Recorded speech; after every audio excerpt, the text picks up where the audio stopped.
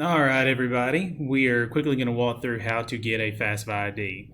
So for the first step, we're going to go to FAFSA.gov or studentaid.gov, and we're going to click on this area right here where it says Start Here. That's going to move us to where you can begin getting the FAFSA ID. I'm using a YouTube video, and he is about to move there.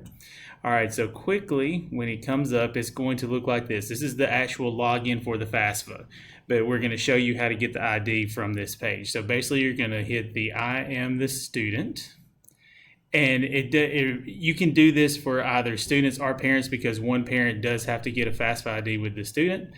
After you click the I am the student, you are going to hit don't have an FSA ID, create one. That's the link you click, and it's going to move you on to the next page. When you click on that, it's going to bring up this screen here. This screen here basically is asking you, do you want to create the FSA ID? And yes, you do.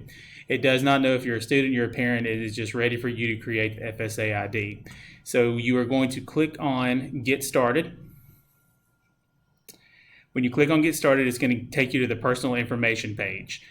So this is where you start out. If you're the student, you're going to enter your information. If you're one of the parents, you're going to enter your information to create the FSA ID. You're going to do first name, middle name, last name, date of birth. You need your social security number. And then once you complete those boxes there, we're going to move on to the next page. As he types those in, you'll kind of see how it works. Putting in the social, and then you click go. So now you're going to create a unique username, and I always tell students to make it something you're going to remember, and parents as well. Something that sometimes they're taken, but I mean, you got to create something unique, so do the best you can there. But email address, it is very important that you use a valid email address that you're going to have access to later. You'll be able to access this after you graduate high school, so make sure you don't really use that Jeffco email address because you might lose access to it for the students especially, but just make sure you create one that you're going to have access to once you graduate. You have to create a password. It can't contain any part of your name, birthday, social security number, anything like that. Then after you do that, you're going to enter to the next page. This is page 3. We're going to do our address.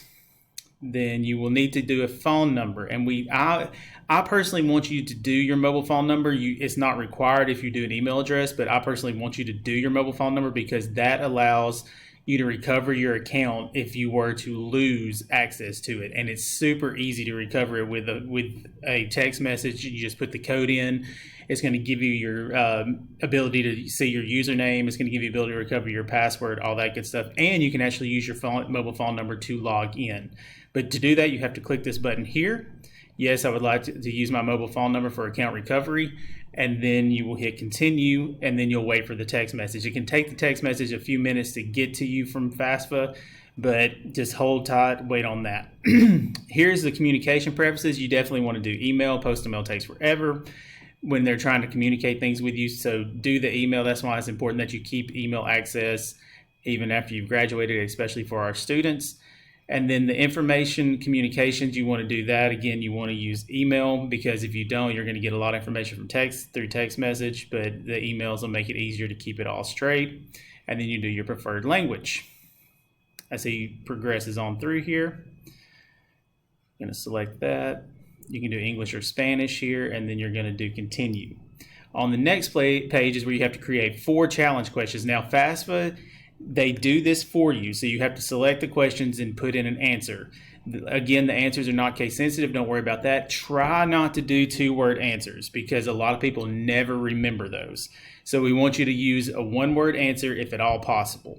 The questions they vary. They're like, what is your mother's maiden name? What is your dad's middle name? What is your high school mascot? Questions like that. So make sure you use a question that you will remember that's easy to answer for you. And again, it does not matter what you put the answer in the case wise with capital letters or anything like that, but just make sure you use an answer that is a 1-word answer that you will remember. A lot of people use 2-word answers, and it is tough to remember those and what you put, all that good stuff. So we're going to move on after he creates his challenge questions. Then you're going to have the review. So once you get this, you're just going to run through and make sure everything is correct with your challenge questions, and you're going to click agree to the federal student aids terms and conditions and hit continue. On the next page, it is when you're going to get the confirmations for your email and your mobile phone number. So for account recovery, first we're going to verify our phone number. You're going to hit not verified. It's going to shoot you that text message. You're going to put that number in, and it is going to verify your mobile phone number. Then as soon as you get that part done, you're going to do the same thing for your email. You're going to hit the not verified. It's going to send you an email. You're going to put that code in. You'll be good to go. This is what it looks like when the mobile phone number, when you get that text message. Put that code in here, hit continue. If you don't get it for some reason, you can get them to resend you another one, but you should get it pretty quickly. Then after that, you're going to do the same thing for your email. It changes to verify there if you see that once you put the code in correctly. Let's move on a little bit here. You're going to put the code in for your email and hit continue. That's pretty much it. So once you get the code, that's what the code's going to look like. It's going to be a number code. You're going to copy it and paste it basically into there. But once you get your code, it's pretty much done. You'll see the end screen here when everything is green. You'll hit finish, and you are good to go back to the FAFSA and log in. So that's basically the FAFSA ID in a nutshell. If you have any questions, be sure to get in contact with me, but that should give you really all you have to do to get that done.